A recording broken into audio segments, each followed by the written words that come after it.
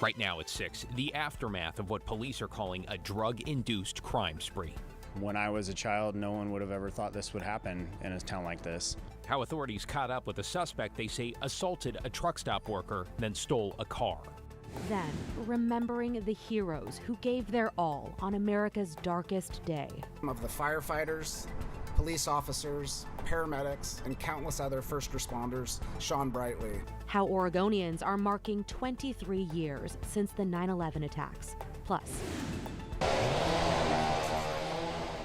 how neighbors are fighting to save old trees that are being cleared to make way for new housing. Hearing this sound is every time so heartbreaking, knowing that we can't replace these trees. And later, it's week 2. Find out who's going head-to-head for Friday Night Football's Game of the Week.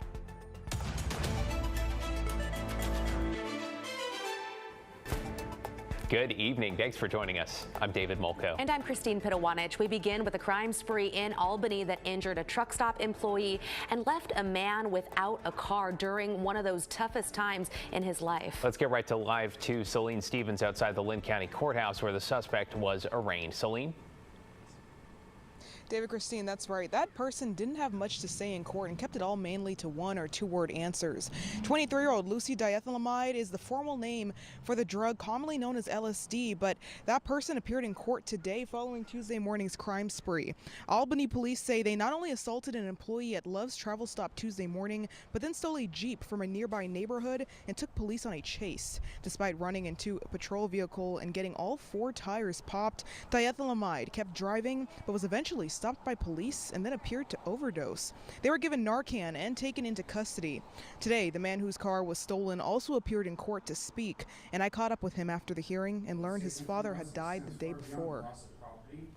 I lost one loved one and I could have lost another, or my loved ones could have lost me over a car. People are out there committing crimes that when I was a child, no one would have ever thought this would happen in a town like this. He also tells me that Tuesday was also he and his wife's 13th wedding anniversary. The employee that police say was assaulted is said to be okay by a spokesperson from Love Travel Stop. And as well, diethylamide now faces several misdemeanor and felony charges. David, Christine, back to you. Thank you for your reporting on this, Celine. In your headlines, Portland Fire is investigating a townhouse fire in the Pleasant Valley neighborhood. The flames broke out around 9:30 this morning on Southeast 136th Avenue and Glenwood. A man who was scared his neighbor with disabilities was trapped inside tried to take action. I grabbed a fire extinguisher and ran into the garage, and I tried to go into the house, but it was already in flames, so I started shooting the fire extinguisher, and the smoke hit me, so I ran out. Firefighters arrived and searched the home. Fortunately, not only was no one inside, but crews were able to stop the flames from spreading to other townhomes. Yeah, good news on both fronts. In Washington County, authorities say they busted a massive illegal marijuana processing site. Sheriff's deputies say they acted on a tip reporting a strong smell and served a warrant last week on a rural property off Highway 219 a few miles south of Hillsborough. Investigators say they seized about 6,600 pounds of marijuana with an estimated value of nearly $6 million. The same property was raided in 2022 but has since changed owners. Oregon is getting almost $10 million in federal funding to fight wildfires. The money will target 3 Oregon forests with high wildfire risk areas, basically where forests and grasslands meet homes and communities. The majority of the effort involves the Umpqua National Forest and the Rogue River Siskiyou National Forest. Some of the work will include prescribed burns, forest restoration, and management of dead vegetation. And in Deschutes County, much of the resort town of Sun River remains under a level 2 B-set evacuation order due to the growing Bachelor Complex fires. Strong winds overnight pushed the fire east, prompting the upgraded alerts. Cooler and wetter conditions have moved in today.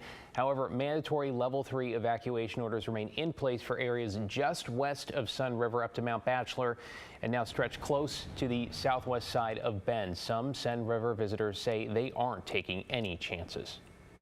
We were going to be here for another to the end of the weekend, and with the level 1 evac notice, we decided that it was probably best to get out of here while we can. Mount Bachelor officials say the fire is not an immediate threat to the resort at this time. However, it will be closed tomorrow out of an abundance of caution, and conditions will be reassessed daily. Matt? Well, the good news is we're getting rain in the Cascades, up on Mount Hood, down through Mount Bachelor, Central Oregon, even into Southern Oregon. Look at Timberline right now. This is exactly what wildfire fighters and fire managers want to see. Cool temperatures, it's only 41 at 6,000 feet. And rain. Now we got a little bit of wind, but with the high humidity, the rain and the cool temperatures, we'll take it. Rainfall in the valley, not that much, about a tenth to a quarter of an inch through the metro area. But farther south, Eugene had about a half an inch. And we look at some of the other rainfall totals that we've seen throughout the Cascades in the area. Vernonia had over half an inch of rain in the Coast Range. Sandy nearly 6/10, over half an inch at Timberline.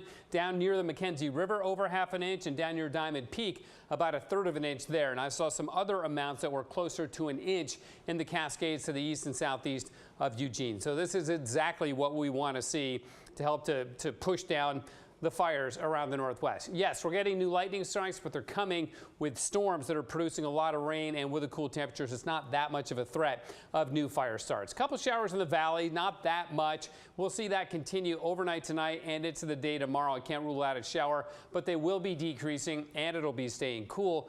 And there's another shot of rain coming our way this weekend. We'll dig into that and let you know when we have a better chance after that in a bit. Back to you guys. Yeah, appreciate you breaking that down for us, Matt. Thank you. A shooting in broad daylight at North Portland's Dawson Park earlier this summer has turned deadly. Portland police say 66-year-old Ronald Davis died over the weekend due to complications associated with gunshot wounds from July 19th. Davis and another person were hit when someone pulled up to Dawson Park and started shooting. More than 70 shell casings were found at the scene. Police have not made any arrests. Meanwhile, one man is dead after a shooting in broad daylight that broke out in the Lloyd district yesterday. Today, we spoke with people who saw it happen. Let's bring in Blair Best. And Blair, it sounds like police are still looking for that shooter. Portland police say the suspect had already left the scene by the time they got here, but it all happened right here on this sidewalk off Northeast 6th Avenue. We're a few blocks from the Lloyd Center, right outside this hospital parking garage, which is surrounded by apartment buildings, all filled with families. Early Tuesday evening around 5:30, a man was shot and killed on this sidewalk off Northeast 6th Avenue and Hasselo Street. He was dead by the time police got there. It was like kind of chaotic. There was police cars everywhere. And this man, who lives nearby, showed up shortly after. I had a friend over here. She was like kind of shocked, like freaking out. I mean, I don't know if they caught the guy or anything yet. I don't know anything about it. Not yet. Police say the suspect left by the time they pulled up and that they're still searching. It's the drugs and it's everything. Everybody's broke. People are dying over nothing. My son came and was like, I can't move my car. And I was like, why? He was like, it's some yellow tape. And I was like, uh-oh, somebody's gonna get killed again. According to police data, since the start of this year, there have been 51 homicides in Portland. 41 were from shootings, though Tuesday's homicide stands out from the rest, seeing as it happened during the day. That's the crazy thing, because usually it happens on the weekend and at nighttime. And during the daytime, that tells me that we're in a different kind of zone right now. We're in a whole new world. Frightening people like Yvette, who often walks her grandson right where it happened. We want it safe for our families and our kids. It's funny because I left Florida to get away from the violence. And it's just as wild out here, really. All right, now we talked with a man who lives in a tent down the street, and he tells us he was sitting on this sidewalk with the victim as he was shot and killed, and shrapnel from the bullet pierced his chin. There's a pretty big gash. He wouldn't talk with us on camera because police hadn't found the suspect yet, and he was afraid he would be the next target. Anyone with information is asked to contact Portland Police. David, Christine. Blair Best in the Lloyd district tonight. Thank you, Blair.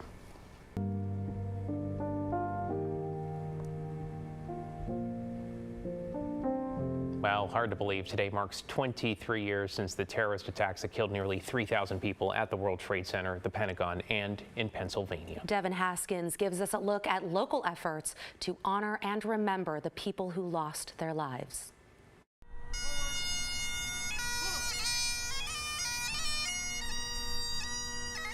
Outside Portland Fire and Rescue Station 1. Today we gathered together to remember and honor the tragic events of September 11th, 2001. A tribute to a day never to be forgotten. In the midst of the darkness of September 11th, 2001, the heroism of the firefighters, police officers, paramedics, and countless other first responders shone brightly. They rushed into the World Trade Center towers, risking their own lives to save others. Then, 4 days after the attack, and we just tried to blend in and help where we could. Wes Laux, now retired, and 3 other Portland firefighters traveled to New York. We looked down there and I just couldn't believe that this gaping hole, and it was filled with lights. It was like a football stadium, but 10, 20 times bigger, and smoke rising everywhere. He says they were among the first firefighters from outside the city let in to help near Ground Zero. It was probably one of my proudest moments to be a firefighter. And at Willamette National Cemetery, Annie Nunley among the group of volunteers honoring the day with a day of service. Being a patriot, you just want to honor everything that people gave because they gave their ultimate sacrifice. The ultimate sacrifice remembered on this day 23 years ago. Thank you, and may we never forget. Devin Haskins, KGW News.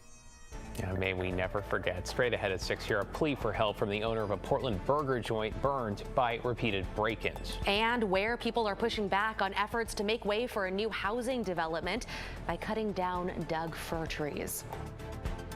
Oregon Department of Corrections leaders are pushing lawmakers for a new state penitentiary, saying the current prison is oppressive and aging past the point of repair. KGW went inside to look at current conditions and ask, why now? That's ahead at 6:30 on The Story, only here on KGW.